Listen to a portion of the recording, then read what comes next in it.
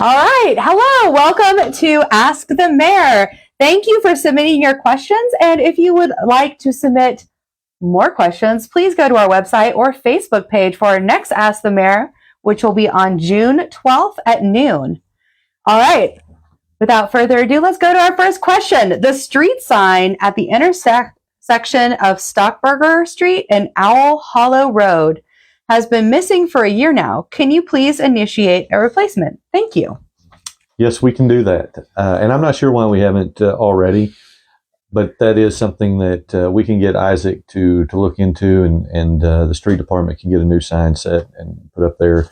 I don't see any issues with that. So we will get started on that issue. All right. And then someone else wrote in, I see that there is a petition for liquor sales in West Fork. Can you talk about what that would mean if it was approved?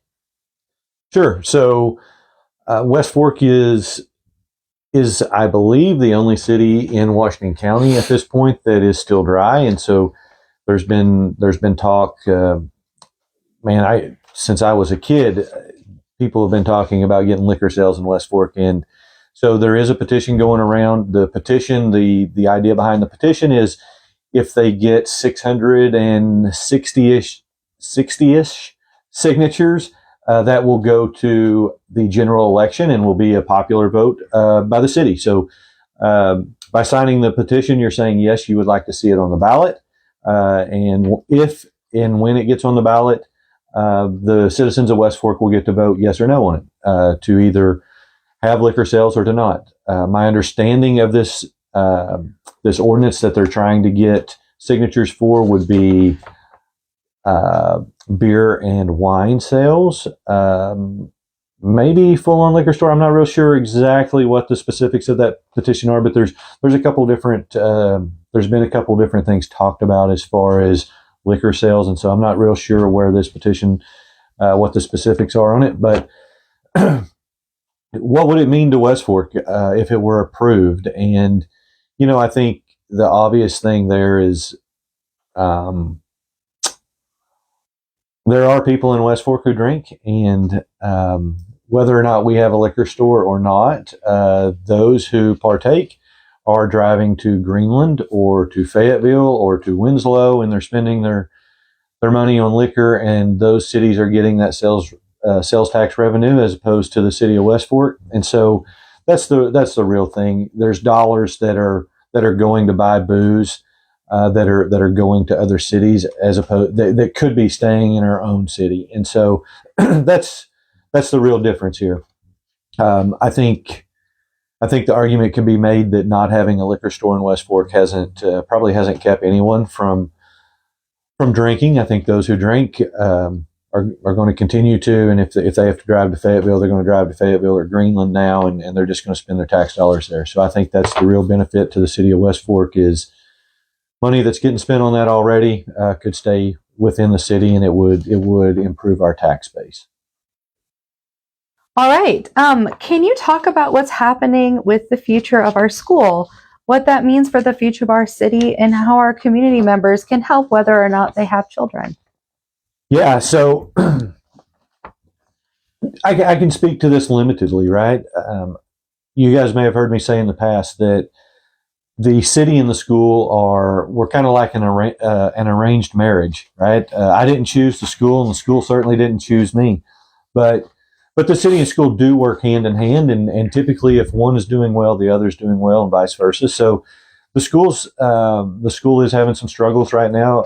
I think everyone knows enrollment is down, and they're trying to make changes that the school thinks are necessary to protect itself, right? To still provide a valuable education while also protecting its fiscal situation. So they're in a tough spot. The city's doing what the city can do. I know there's been some talk about the city not allowing businesses, and that's an absolute falsehood.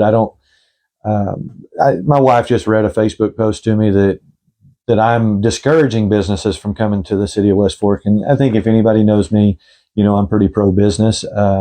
So there's some idiot talk out there on Facebook. Don't pay attention to it. the city is doing everything it can to encourage business. We have 100 homes coming soon in West Fork, getting started to come soon. We have those 2 subdivisions that I think everybody has probably seen underway. So, one of the issues with the school is if we look around, myself included, I don't have any children in the school, but I'm still here taking up a house, right? And so West Fork has really kind of transitioned to, dare I say it, an older community. And I'm not calling anyone old, other than to say that in the past we had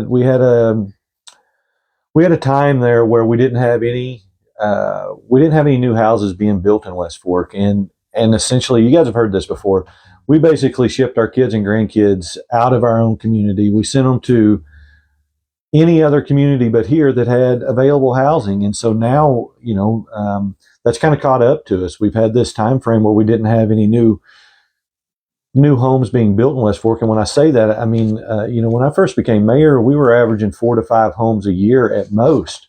So that's not enough to support a school that's graduating 70 to 90 kids a year, right? If we don't have a spot for them to go. And so that's something that we've really tried to do, is make sure that there's housing coming into West Fork. And we've done a pretty good job of that with both single family residents as well as rental properties. We see the townhomes that we have in a couple of different locations. So that's really what the city can do to help the school.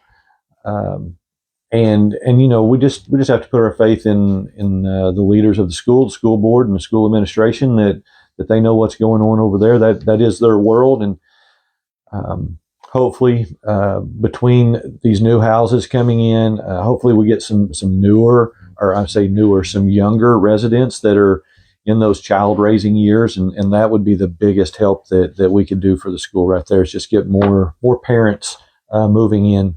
And get those kids in the West Fork school system. Right. So we did have a question, and I believe you're still doing some research on it. Do you want me to go ahead and read that one? Yeah. Let's go ahead and get it out there. All right. Okay. So if the ordinance to annex the land that was recently proposed passed, how would the city council ward map change? And would that change take effect?